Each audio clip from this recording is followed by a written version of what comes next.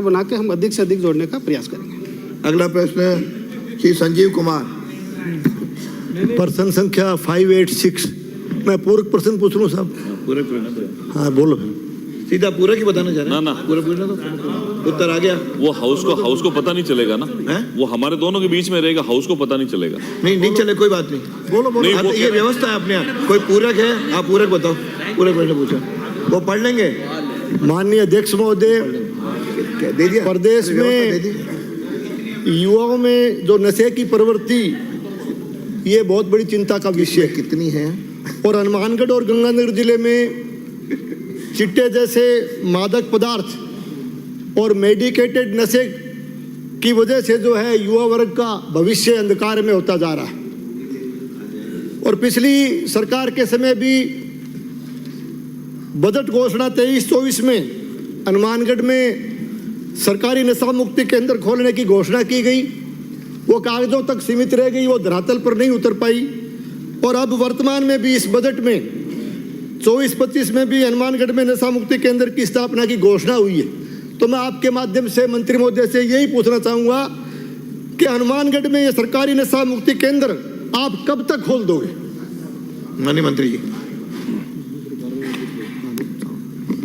माननीय अध्यक्ष महोदय,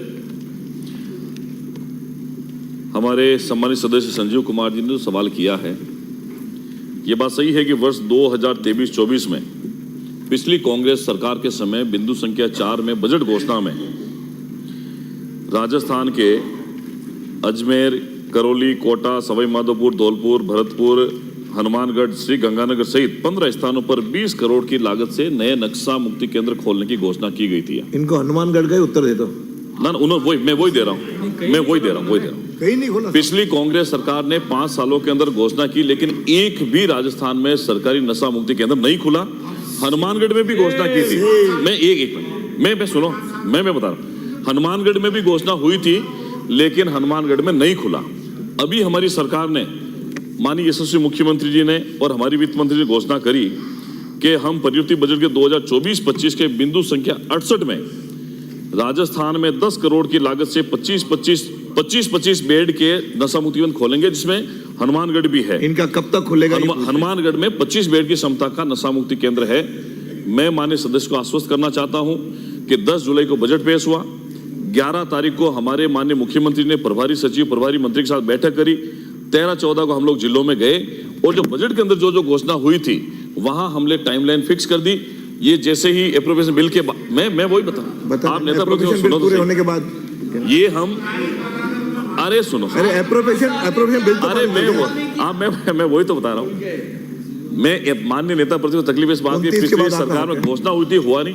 हम ये कहते हैं कि ये जो हनुमानगढ़ के अंदर जो सरकारी जो नशा मुक्ति केंद्र है, पहले तो मैं ये बताऊं, इसी वित्तीय वर्ष के अंदर खोलेंगे और अभी बजट होने के घोषणा हुई है, उसके तुरंत बजट सत्र के बाद में हमारी इस पे कार्रवाई शुरू हो गई है। 1 महीने 2 महीने के अंदर हम इसको वहां पर खोल देंगे। मेरा एक दूसरा पूर्व प्रश्न है महोदय।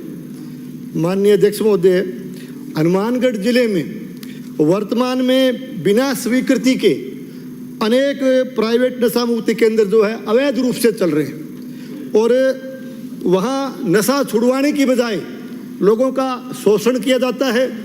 अभी पिछले दिनों बिरानी थाना क्षेत्र में नशा मुक्ति केंद्र में एक व्यक्ति की पीट के हत्या कर दी गई। ऐसा गंभीर मामला भी सामने आया है। तो मैं आपके माध्यम से मंत्री महोदय से पूछना चाहता हूं कि जो अवैध नशा मुक्ति केंद्र हनुमानगढ़ जिले में चल रहे हैं, क्या उनकी विस्तृत जांच करवाने का और अवैध पाए जाने पर उनके खिलाफ कोई आवश्यक कार्रवाई करने का और ऐसे अवैध जो नशा मुक्ति केंद्र है उनको तुरंत बंद करवाने का आपका कोई विचार है क्या? विचार रखते हो क्या? यदि हाँ तो कब तक और नहीं तो क्यों, ये बताओ। माननीय अध्यक्ष महोदय, जैसा माननीय सदस्य बता रहे हैं, ये वाकई में बहुत गंभीर घटना है कि नशा मुक्ति केंद्र की आड़ में अगर कोई इलीगल सेंटर चलता है, निश्चित ही उसके खिलाफ में सख्त कार्रवाई की जाएगी और एक कमेटी बनाकर उसकी जांच की जाएगी। अगर इलीगल तरीके से वो चल रहा है, जांच रिपोर्ट में आता है, उसको निरस्त करेंगे, उसके खिलाफ सख्त कानूनी कार्रवाई करेंगे। लेकिन मैं आपको एक और बताना चाहता हूं कि हमारे सेंट्रल गवर्नमेंट से अनुदानित लगभग 35 एनजीओ चलते हैं, जिसमें हनुमानगढ़ के अंदर नारायण सेवा समिति का 15 बेड का लगभग 30 लाख रुपए ग्रांट हम देते हैं, वो एक चलता है। उसके अलावा गैर अनुदानित हमारे 2020 में जब अधिनियम आया था उसके बाद में 16 एनजीओ को हमने लाइसेंस दिया हुआ है हनुमानगढ़ के अंदर 16 एनजीओ भी आज चल रहे हैं। लेकिन जो एनजीओ जो संस्थाएं बिना रजिस्ट्रेशन के गैर कानूनी तरीके से चल रही है, निश्चित ही उच्च स्तरीय कमेटी बनाकर जांच करेंगे, उसके खिलाफ में सख्त से सख्त कार्रवाई करेंगे। अगला बात होगी साहब कि ललित मीणा जांच मीणा- एक उच्च स्तरीय कमेटी की जांच होगी। पूरे के उत्तर आ गए। जांच में इलीगल आगे माननीय आपने कहा कार्रवाई करेंगे, इन्होंने कहा कार्रवाई करेंगे तुरंत।